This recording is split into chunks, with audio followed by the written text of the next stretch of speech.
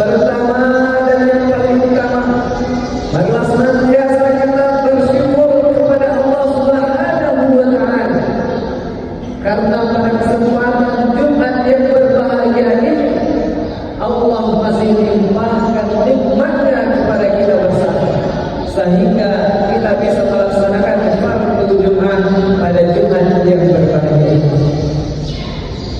Kemudian salawat dan salam kita doakan kepada Allah agar senantiasa disampaikan kepada Nabi baginda Muhammad sallallahu alaihi wasallam. Allahumma shalli ala Muhammad wa ala ali Muhammad. Kata Nabi dalam hadis, man shalla alayya salatan sallallahu biha ashra wa qutta anhu asra sayyi'at wa rufi'at lahu ashra darajat. Barang siapa yang bersalawat kepadaku satu kali saja, maka insyaallah akan Allah balasi dia dengan 10 kebaikan. Allah tutupi dia dari 10 silap dan kesalahan, serta Allah angkat baginya 10 derajat kemuliaan. Masya Allah, tabarakallah. Ibadah kita, taubat kita belum tentu Allah terima. Amalan-amalan yang kita lakukan masih bergantung antara langit dan bumi. Akan tetapi salawat kita kepada Nabi kita insyaallah akan sampai kepada Nabi Muhammad SAW. Dan semoga dengan nanti kita mendapatkan syafaat daripadanya. Masyaallah muslimin yang dimuliakan oleh Allah Subhanahu wa Ta'ala. Tidak bosan-bosannya hati berwasiat kepada kita bersama, terutama kepada hati yang menyampaikan. Marilah senantiasa kita tingkatkan kualitas dan kualitas iman dan takwa kita kepada Allah Subhanahu wa Ta'ala. Karena yang membedakan kita di sisi Allah bukanlah harta yang kita miliki, bukan jabatan kita yang tinggi, akan tetapi tingkat ketakwaan kita kepada Allah Subhanahu wa Ta'ala. Masyaallah muslimin, jemaah Jumat yang insyaallah disayangi Allah Subhanahu wa Ta'ala. Mengawali khutbah kita pada siang hari ini, khatib ingin menyampaikan sebuah pertanyaan yang mendasar kepada kita semua. Tidakkah kita belajar dari mereka yang dahulunya telah gagal mengejar dunia? Tidakkah kita belajar dari mereka yang telah gagal di atas dunia ini? Dalam kitab sejarah dikatakan bahwa wa kana mulku arba'ina sana, tatkala dia berkuasa 400 tahun lamanya, berkuasa tunggal syarqan wa gharban, dari mulai belahan timur dunia sampai ke barat, semua tertunduk-tunduk di bawah kekuasaannya. Tatkala itu Allah memerintahkan seorang nabi untuk datang kepadanya, dan nabi itu berkata, tunduklah engkau kepada Allah, menyembahlah engkau kepada Allah Subhanahu wa Ta'ala. Kemudian seorang raja yang berkuasa 400 tahun tadi berkata dengan angkuh dan sombongnya, Allahumma ghairi, adakah Tuhan selain aku? 400 tahun lamanya dia berkuasa membuat dirinya merasa bahwa dia adalah Tuhan. Kemudian Allah katakan dalam Al-Quran, Allah tidak mau menciptakan seekor nyamuk. Inna Allaha la yastahyi ayyadriba mathalan ma ba'udah. Sesungguhnya Allah tidak mau menciptakan seekor nyamuk, wa ma fawqah, bahkan lebih kecil, lebih hina dari seekor nyamuk. Kemudian apa yang Allah lakukan kepada seorang raja tersebut? Allah utus makhluk kecil yang bernama nyamuk untuk datang kepadanya. Kemudian masuk ke dalam lubang hidungnya, terus sampai ke otaknya. Tak tahan dengan rasa sakit, kemudian nyamuk memakan otaknya.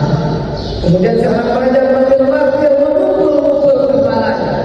Sakit tak dapat dirasakan, sakit tak dapat diceritakan, tak dapat diungkapkan dengan kata-kata, sehingga orang di sekelilingnya berkata bahwa seorang raja tersebut sudah gila. Tak tahan dengan sakit, akhirnya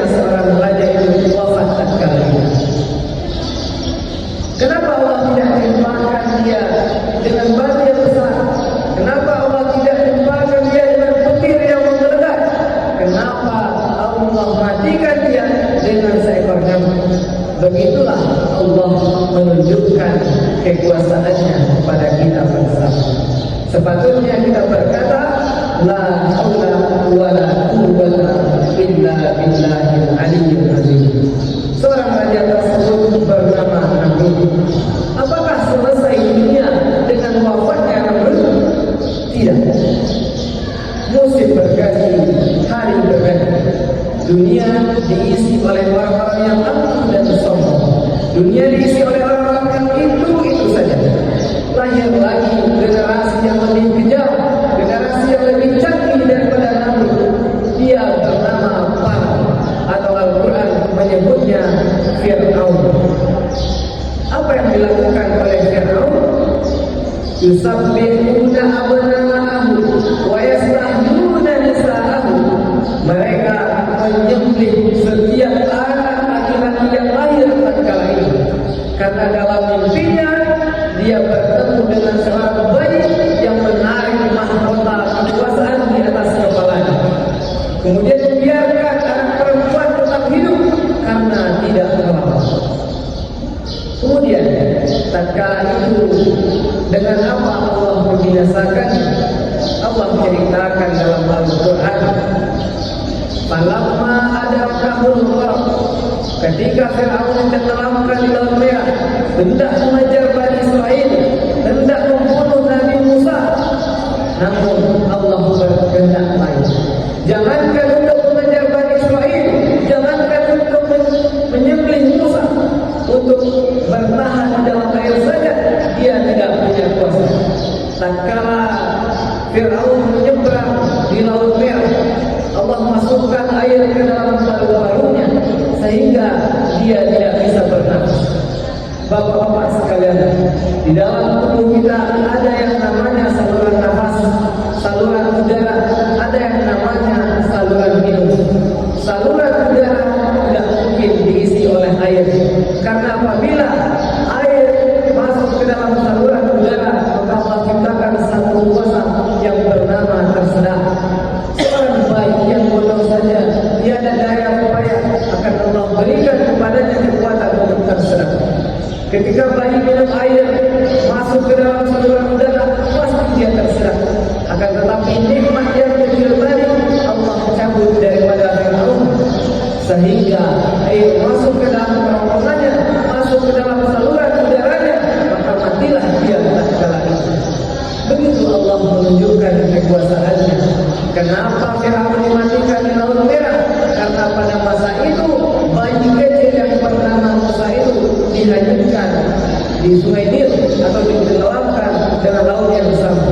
Dalam Al-Quran Allah kisahkan, wa auhayna ila ummi Musa, tatkala kami wahyukan, kami ilhamkan kepada ibunya Musa, an ardihi, susuilah anakmu, fa in khifti alaihi, dan apabila engkau takut kepadanya, fa alqihi fil yamin, maka hanyutkanlah anakmu ke dalam sungai. Wala takhafi, dan jangan engkau khawatir, wala tahzani, dan jangan engkau bersedih, inna radduhu ilaik, sesungguhnya kami akan mengembalikannya kepadamu sesuai dengan cerita yang kami kehendaki. Wa ja'iluhu minal mursalin, dan kami jadikan dia dalam rasul yang 5. Maka Nabi Musa termasuk ke dalam rasul yang 5. Apakah berhenti dunia dengan wafatnya Fir'aun? Tidak. Hari berganti, musim berubah. Dunia diisi oleh orang-orang yang angkuh dan sombong. Ada yang tawadu dan rendah hati. Ada yang senantiasa berzikir kepada Allah Subhanahu wa Ta'ala. Akan tetapi terus ada orang-orang yang sombong di atas dunia ini. Dia bernama Abu Lahab, dia bernama Abu Jahal. Namun sebelum itu juga diciptakan yang bernama Abraham. Abraham terkenal dengan tentara bergajah. Tatkala dia punya kekuasaannya, ingin memindahkan pusat perdagangan untuk ekonominya, memindahkan Ka'bah jauh ke negeri Yaman. Namun tatkala itu, apa yang Allah timpakan kepada Abraham? Datang Abu Talib untuk membawa kunci Ka'bah. Ya Allah, sesungguhnya Ka'bah ini punya engkau, maka engkau yang akan menjaganya. Maka tatkala Abraham ingin menghancurkan Ka'bah dengan semua tentara-tentaranya,